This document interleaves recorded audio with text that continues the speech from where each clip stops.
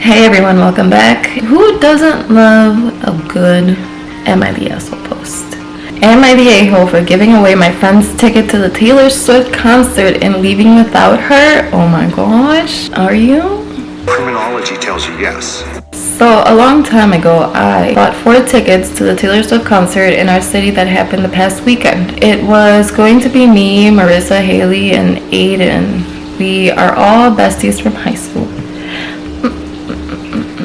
Everyone paid me for the tickets and planned accordingly. We were planning on getting there pretty early to hang out for a bit. Everyone knew this plan for a long time, but for some reason, Marissa didn't get off work. She's a server at a breakfast restaurant and normally doesn't work too late. This was all on Saturday, by the way. Saturdays are usually like the busier days. I also have an older sister who lives in the city who really wanted to go but couldn't. She begged me to be a backup in case anything happened. We don't live very close to the city, like an hour drive, sometimes longer, so we planned on leaving at 2 p.m. At around 1, I started texting everyone to get ready because I had to start picking people up. Marissa told us she should get off around 12, but she didn't say anything when I texted the group. I texted her individually and called her, no response, probably because she's working and serving tables. I started picking up everyone and she was the last person to get. I kept calling and we waited outside her house for a bit. I said, fuck it, so I went to the door. Her answer is that Marissa has not come home yet. Together, we decided to leave without her. We got 20 minutes into the drive when all our phones started blowing up. It was Marissa apologizing, saying there was issues at work and she had to stay, but she's speeding home and will be ready in 15 minutes. It was like 2:30 at this point. Oh, give me a break. 30 minutes. So you want to be like 3 hours early to a concert, but you can't spare an extra 30 minutes just to pick up your friend who paid for her ticket? We got 20 minutes into, Aiden called her and explained that what happened, and I could hear her screaming her head off at him. We eventually hung up on her. My sister met us there and sold the money to Marissa in the exact amount she paid me. We had a blast. I'm asking if it was an asshole because none of us have heard from Marissa since, even after apologizing. I think you're the asshole. Yeah.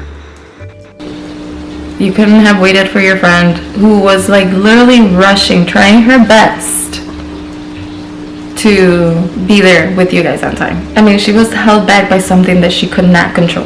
Something completely out of her control. Yet you left her. You're the asshole. You killed her friendship for 30 minutes. 30 minutes. Literally. You still arrived a few hours early to the show. That's exactly what I'm saying. You wanted your sister to go instead of your friend. Shame on you. That's right. She killed a friendship for her sister who'd probably been pushing for something like this. The sister was ready to drop everything on a dime. Maybe not a coincidence. That's suspicious. That's weird. I'm pretty sure OP was just waiting for someone to miss the 2 p.m. departure time, even by just 1 minute, so her sister can get a last minute ticket without paying extra. I mean, look at how fast the ticket was sold. And for the same price, Marissa probably bought it months ago. Ultra, you're the asshole, OP.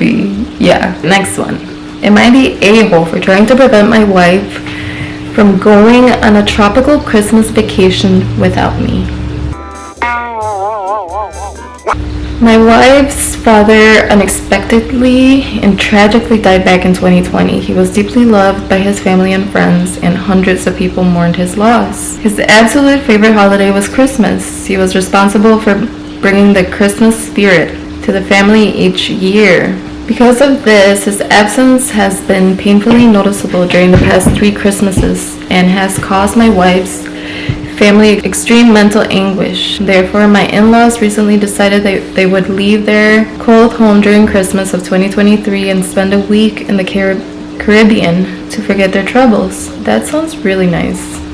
My in-laws really like my company and I have spent the past 7 Christmases with them. I have been invited to join them on this trip, but I am a firefighter/EMT and it is impossible for me to leave my job for 8 days during Christmas. It will likely always be impossible for me to do such a big trip during the holidays until I retire. My in-laws understand and are saddened that I can't get off work but have decided to still go on vacation without me. I believe the vacation is a bad idea. Why? Because you can't go? It seems as though they're running away from their grief instead of dealing with it in a healthy way, such as therapy, which so far all have refused to participate in. I fear they'll still be miserable and sad on Christmas, but with a change of scenery. It kind of sounds like you're just butthurt that you can't go. I originally tried to be understanding of this trip, but a very close friend of mine said that her leaving me behind was fucked up, which caused me to think a lot more about it. After a few weeks, I finally told my wife that although I knew she was trying to help her mother escape her sorrows, I felt somewhat abandoned and angry since she knew I would never be able to join her on this trip in the first place. I also told her that I felt that this trip was completely in vain. It would not achieve any desired results. I asked if she could be oh my gosh, I can't read. I asked if there could be a compromise or if the Caribbean really was the only way to cure this sadness. You're not seeing the actual point. It seems very selfish of you to just worry about you not being able to go and why you think this is not gonna help. Like, you don't know what they need. It almost seems like to them having to spend Christmas at home with it, like in all the memories of the dad is hard. So yeah, a trip would help tremendously, I think. And just because your friend told you, bitch, no. Tell your friend to mind her business. I was told that I should be more supportive, that this trip was just a one-time thing, and that there was no alternative solution to the problem. I said that I didn't like that answer, but was told that this was just the way things are. Oh, you don't like this? You don't like the answer, little baby? Poor you. There's nothing more that can be done. I should point out that I can and likely will spend Christmas with a very close friend of my father's family who all live nearby, so it's not like I'll be left entirely alone for the holidays. However, it's still a bummer to be left behind by my wife on Christmas for a non-urgent reason. To you. I feel like this whole thing is just because you can't go. Now you gotta find every single reason why nobody should go. I also worry that this could turn into a tradition that my wife might choose to leave the country each year, leaving me behind every Christmas for the next 25 years until I retire. I don't feel like I have any way to fix this problem, and I have no way to fight it except to say, please don't. I also feel like a real a-hole for trying to stop my wife from trying to take care of her family. Her family's 3+ years of emotional trauma. Am I the butthole? Edit. I should point out that my wife regularly goes on vacation with her family without me about 2 or 3 times a year. I am accustomed to that and am not jealous of her trips. This is not jealousy issue. It's more about wanting to be with my wife on Christmas and feeling frustrated at her family for not addressing their grief for a death that occurred 3+ years ago, and instead of leaving the country on holiday. How do you know that they have not addressed their grief? You can't not address grief. Grief is there, always, all the time. Let's look at the comments. To me, you are the a-hole. You are the butthole. Yes, your friend needs to butt out, exactly. You should be happy your wife can celebrate her father with the trip this year. If it starts to become a yearly thing, you can cross that bridge when you come to it. Yeah. It's very weird to me that this female friend is criticizing the wife's family. Yeah, it's literally none of her business. Like, none. And for you to take her comment like that deep, that's an issue. To be fair, it's not as though OP's actions are out of concern for the family either. That's right. Every instance of "I'm afraid they're just running from their grief" is preceded by a freaking paragraph about how unfair it is he doesn't get to go on to the Caribbean. If they suddenly offered to change the date of the trip so he could go, his concerns would instantly dry up. What a leech. A leech. Quit sucking the fun out of everything just because he can't go. The possibility of a good time. Alright, next one. Am I the butthole for getting mad at our gender reveal party? Ooh. Let's see. My wife and I are expecting our first baby. Congratulations. I always expected to have a boy because my entire family is a boy family. I know where this is going. I have 3 brothers and my dad has 2 brothers as well. My uncles also have sons. An older cousin of mine who has 2 kids, they're both boys as well. So naturally I expected a boy. Sad. Since the first minute we found out my wife was pregnant, I always referred to the baby as he, son, etc. My wife was annoyed by me and said we don't know for sure if it's going to be a boy, and I always brought up my family history and why it's a boy and how I'm sure.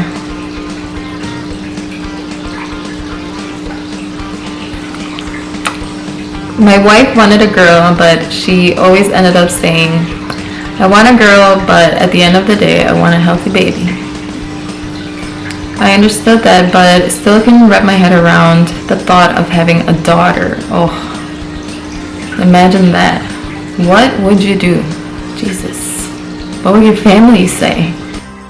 I'm afraid we're going to have to ask you to leave.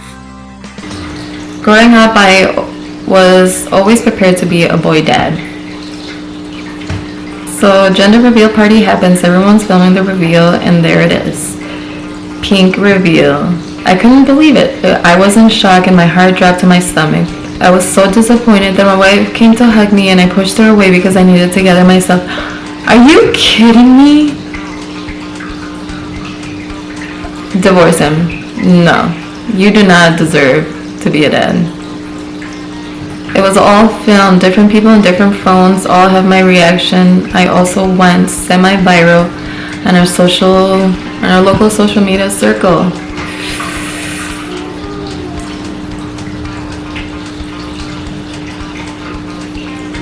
I would have divorced you. Tell your wife to divorce you. My wife is upset at me and barely talks to me and said I acted like a child and now I ruined the moment. Yeah, 100%. She said we won't be able to share that moment with our daughter in the future because I'm acting like an a-hole in the videos. Yeah, imagine showing that to your daughter. Your disappointment to learn that you were having her. Her friends and family all think I'm an a-hole for my reaction. My family, on the other hand, believe I should ignore negative feedback and that gender disappointment is real. And they're as shocked as I am. Are they disappointed too? Is that what it is? They say I am entitled to my negative feelings and that doesn't make me an a-hole. I'm just being a hater. I'm hating on every level. I'm hating on every level, dog. But this is your child. I cannot wrap my mind around this. You are the a-hole 110,000%. I don't think I would have been able to stay with my husband if he ever reacted like that. No way, Jose. Let's see this comment. You are the butthole. Also learn about genetics. The Y or X chromosome comes from you. So if anyone is to blame, it's you. You assumed you would shoot a Y, but you shot an X instead. This is not your wife's fault at all, as she only provides the X. Exactly. Gender disappointment is a bullshit term created to make closed-minded people who believe in outdated gender stereotypes feel better. Yeah. You're having a child. Your priority should be that they're healthy and happy, not what genitals they're born with. Yeah, it's weird. You are the butthole. You're not ready to be a parent. How do you prepare to only be a certain gender parent? That is so weird. It's just That rubs me the absolute wrong way. It's gross. You're gross. I mean, no questions asked. No questions asked. You are 100% the asshole. And nobody likes you. Anyway, that was it for today. Okay, so now all you gotta do is stop being a greedy bitch and subscribe. Thank you. Bye.